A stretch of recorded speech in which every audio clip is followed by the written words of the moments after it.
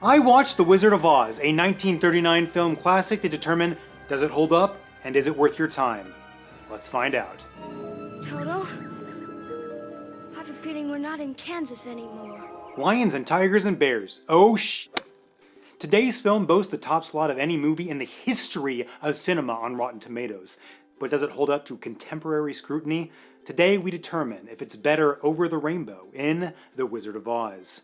Guess I already kind of introduced it. I have still never seen the film in its entirety. I, a filmmaker, had never seen one of the supposedly greatest films of all time, if not the greatest film of all time.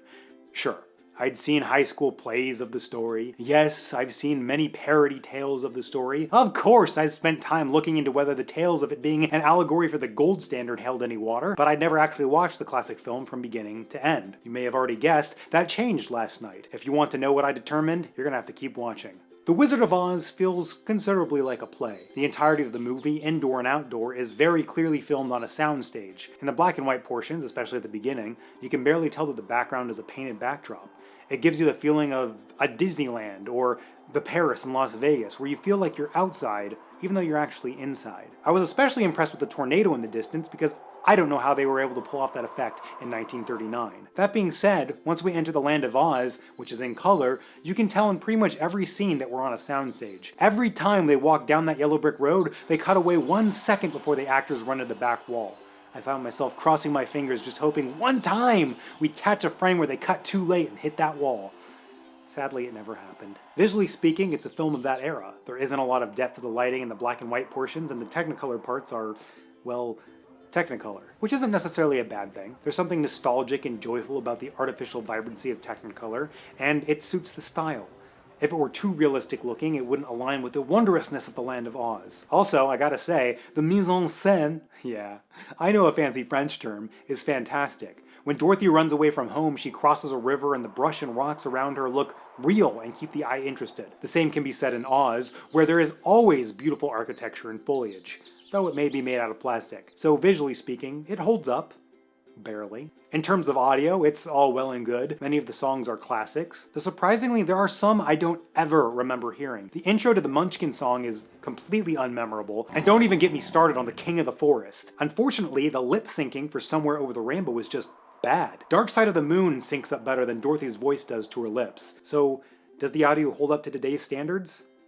I guess not. Much of the acting in the film feels overdone, a lot like stage acting. This was pretty common for the time, my theory being that film was new, so they didn't realize that being smaller was a better portrayal of emotions for motion pictures. But this is especially apparent for Dorothy and Glinda, as they seem like caricatures of real people. Somehow, even the Wicked Witch of the West feels more grounded than Dorothy. Now we get into the meat and potatoes of it. The story. No one ever talks about the inciting incident of this story. Toto bites a woman on her property, which tells us two things. One, Dorothy is an irresponsible pet owner, and two, Toto is a menace to their community. He also steals a hot dog from the wandering magician. Menace! In Dorothy's dream, the woman Toto bites becomes the Wicked Witch of the West.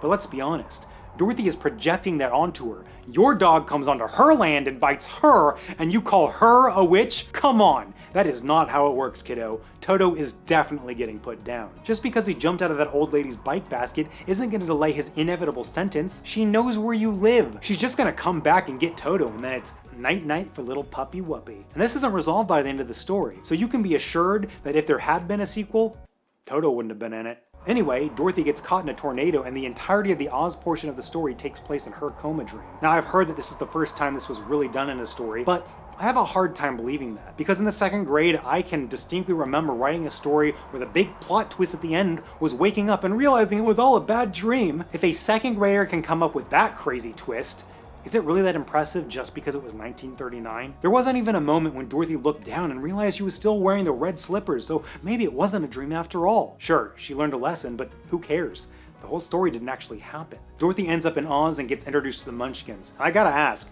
what is going on in Dorothy's life that this is what her dream is all about? A 10-minute long song about how great she is, sung by little people? My diagnosis that I am fully qualified to give as a filmmaker is that she is a textbook narcissist. And can we talk about the Lollipop Guild for a second? Clearly they are a bunch of New York Union thugs. I want to see a gritty reimagining of the Lollipop Guild as a union that has to enforce their superiority by any means necessary, breaking kneecaps with candy canes to keep people in line, and burying scabs in tombs dug out of sugar Sugar Mountain. Now that's a story I could get on board with. Eventually, Dorothy leaves Munch, Canada, and stumbles upon formulaic introduction number 1. She finds Scarecrow randomly, helps him out with something, and then we get a song introducing us to his want, before we meet the Tin Woodsman randomly, help him out with something, and then get a song telling us about his want, before we meet the Cowardly Lion. And here's where it gets twisty.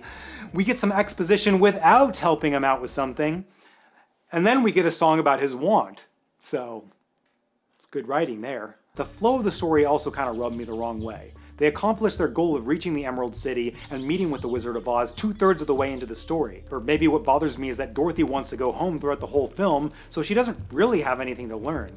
I'm not sure, but something feels off. Not to mention, the reason they get let into the Emerald City is because Dorothy is wearing the ruby slippers, claiming that Glinda gave them to her. But the last person that any of these people saw wearing the ruby slippers was the Wicked Witch of the East, so that didn't even make any sense. Dorothy was more likely to be an agent of the evil witch than anything else, unless the city guard knew exactly how the slippers worked and realized that Dorothy would have had to kill the witch in order to take her slippers, but honestly, I still don't understand how they work, and it was explained to me multiple times. So the question's probably digging at you. Does this film hold up? Well, we're gonna get there, but now we meet the actual Wizard of Oz. The wizard sends our heroes on a quest to get the Wicked Witch of the West's magical broom, which, doesn't really do anything. And if he wants it to fly, well, that doesn't make any sense because he has a hot air balloon, so why would he need a broomstick to fly? That doesn't really add up. Anyway, Dorothy goes on her journey to get it. Side note, where did Scarecrow get a gun? Apparently it's easier to get a gun in Oz than in Texas. I digress. Dorothy gets kidnapped by flying monkeys, and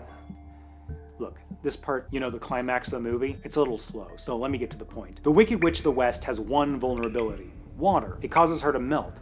So does she ban all water from her kingdom? Make sure that she could never possibly come into contact with the stuff? No, she leaves a bucket of water out in a place where she just happens to chase Dorothy and her compadres to. And then she lights her magical broom on fire? Why? I don't know, it's a magical relic that you hold dear, so naturally you light the thing on fire, at which point, pun intended, Dorothy splashes the bucket of water onto the Wicked Witch and coincidences her to death. In a movie that is supposed to be an allegory for growing up, or so I have been informed, it's weird that the climax of the movie is a decision that Dorothy makes without knowing the consequences of her actions. Then, luckily, all the witch's minions don't actually like her, so they let Dorothy return to the Emerald City without any more incident, where the menaced dog Toto reveals that the Wizard of Oz is just a dude from Kansas, who, I guess, tricked his way into being a god to the people of the Emerald City?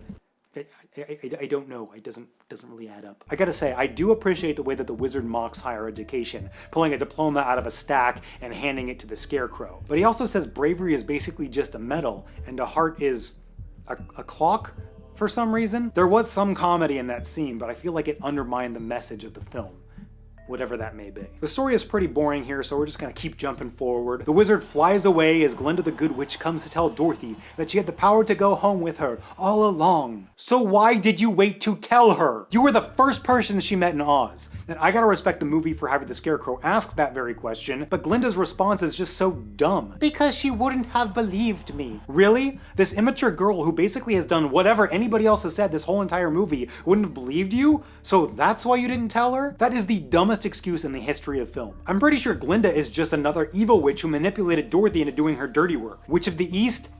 Gone. Witch of the West? Kaput. The wizard? Bye-bye. I don't know what happened to the Witch of the South, but it doesn't take a genius to know Glinda knocked her off somehow so that she could be the sole superpower of Oz. Next, we get some expositionary exposition of Dorothy telling us all what she learned, which honestly, I still don't understand. It wasn't enough that she wanted to go home to see her aunt and uncle. She had to realize that her heart's desire was in her own backyard. Wait, what? Aren't those the same thing? Home is where the heart is? And she originally wanted to leave the traveling magician to go home to be with her aunt and uncle anyway. Basically the people she loved, so she had already learned the lesson at the very beginning of the movie. I'm honestly floundering here trying to understand what the message of this movie is. If it's an allegory for her growing up, it doesn't really represent that. I honestly went into writing this essay thinking that The Wizard of Oz held up. Just barely. About halfway through writing it, I started to realize that it didn't hold up. Just barely. Now, after analyzing what I watched and thinking through the logic of the whole thing, I don't think the story of The Wizard of Oz holds up at all. Parts of the film hold up, and I can accept, like many of the films that I'm going to review, that it was revolutionary and important for the time. But in the end, it fell short in the biggest area of storytelling, the story. So I have to imagine this is a controversial one, but does The Wizard of Oz hold up? No. Do you disagree with me? Think I missed something important? Let me know in the comments. I will respond to everyone for as long as I can. And thank you for subscribing and hitting that notification bell so you don't miss a single controversial film video.